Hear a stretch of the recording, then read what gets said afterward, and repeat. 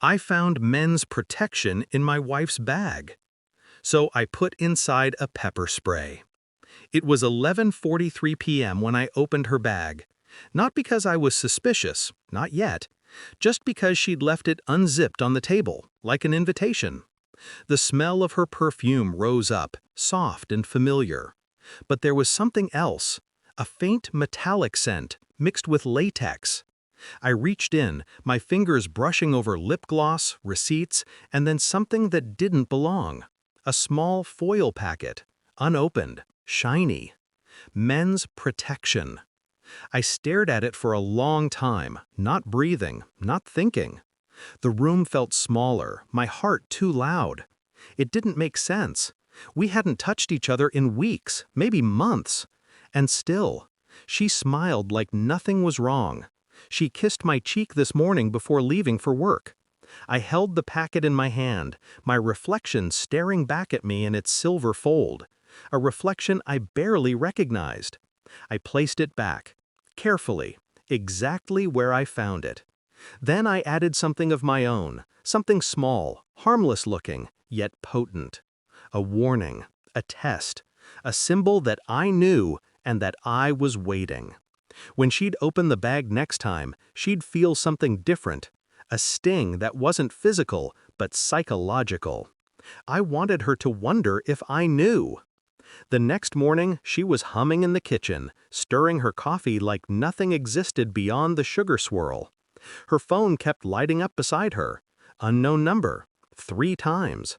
She didn't answer, just smiled at me, soft and warm. It used to be real, that smile. Now it felt rehearsed. "Morning," she said. Her voice carried no tremor, no guilt. But I heard it anyway, the faintest hesitation between each word. "Morning," I replied, keeping my tone even. Inside, I was replaying every little thing, her late-night showers, her sudden phone calls, her perfume that didn't smell like the one she used to wear. I watched her pick up the bag, that bag. She zipped it and slung it over her shoulder. Her hand paused, just slightly. Her thumb brushed over the spot where I'd slipped the pepper spray. She looked up at me, just for a second. I smiled back, calm and cold. She didn't say anything, but I saw it, the flicker in her eyes. Fear, confusion, guilt. And that was when I knew I wasn't wrong. For the next week, I said nothing. I played my part, the quiet husband, the calm observer, the ghost she didn't realize was watching. I checked her phone when she showered, hidden chats, deleted messages. One name recurring, R. Just that. No full name, no picture. I saved every number, cross-checked every contact. Nothing matched. He was smart, or she was cautious, but not enough. Wednesday night, she said she had a late shift. She wore lipstick, red, and sprayed a scent I hadn't smelled before.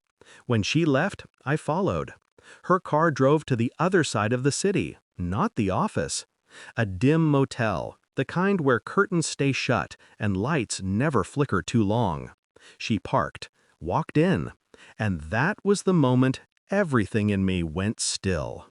I didn't confront her, not then. I simply noted the time, the location, the plate of the car parked 2 slots away. The next morning, she came home with tired eyes and the smell of someone else's cologne clinging to her. She said she was exhausted. I made her breakfast. Smiled, kissed her forehead. Inside, I was memorizing the sound of her lies. Friday night. The truth finally came in, uninvited, undeniable. A friend who worked in security owed me a favor.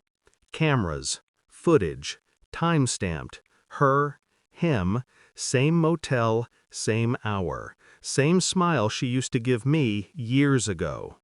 I didn't feel pain, not anger either, just precision. A clarity so sharp it sliced through every memory, every excuse I might have made for her. When she came home that night, I was sitting in the dark, the TV on mute, the footage playing. Her keys dropped to the floor, her breath hitched. She didn't speak, neither did I. I just pointed at the screen. Her voice cracked. It's not what it looks like. The oldest lie in human history, still as pathetic as ever. I stood up, calm, walked past her, picked up her bag from the table, opened it. Inside, the same foil packet, unopened, but not alone. Beside it, the pepper spray I'd placed days ago, untouched. I looked at her. "You never used it," I said. She blinked. "What?" "The pepper spray," I said. "You never took it out." She didn't understand. Not yet. That was fine. She would. Saturday, our anniversary. She planned a dinner. Candles, wine, flowers, like nothing had burned down between us. I played along. I wore the same suit I wore at our wedding. Halfway through dinner, I handed her a small box. She smiled, relieved, maybe thinking it was a gift, an olive branch. She opened it. Inside, the same foil packet, and the pepper spray, taped together. Her face went pale. Her lips parted, trembling. Why are you doing this?" "Because," I said, my voice quiet, "you needed protection from your lies more than from anyone else." She started crying, softly, brokenly. But I didn't move. No comfort, no warmth. "Does he know?" I asked. Her eyes widened. "About your husband? About the cameras? About your bag?" She shook her head, desperate. I nodded once, slow. "Good," I said. "He will." I left her there, mascara running, hand trembling over the tablecloth, people staring. As I walked out, I dropped a small envelope on her lap. Screenshots, photos, timestamps, all neatly compiled. Her affair in perfect order, her shame made visible. It wasn't rage, it was balance. I didn't go home that night. I didn't even look back. The next morning I packed quietly, left my ring on the counter. The house felt cleaner that way. She called dozens of times, then stopped. I didn't block her. I didn't need to. Silence was punishment enough. I drove until the city disappeared in the mirror. The road stretched ahead, endless, quiet, honest. I thought about the foil packet again, about the pepper spray. Two symbols of protection, one for the body, one for the truth. I realized something.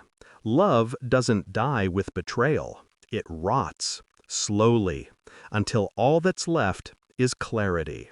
And clarity, I learned, can be the cruelest mercy.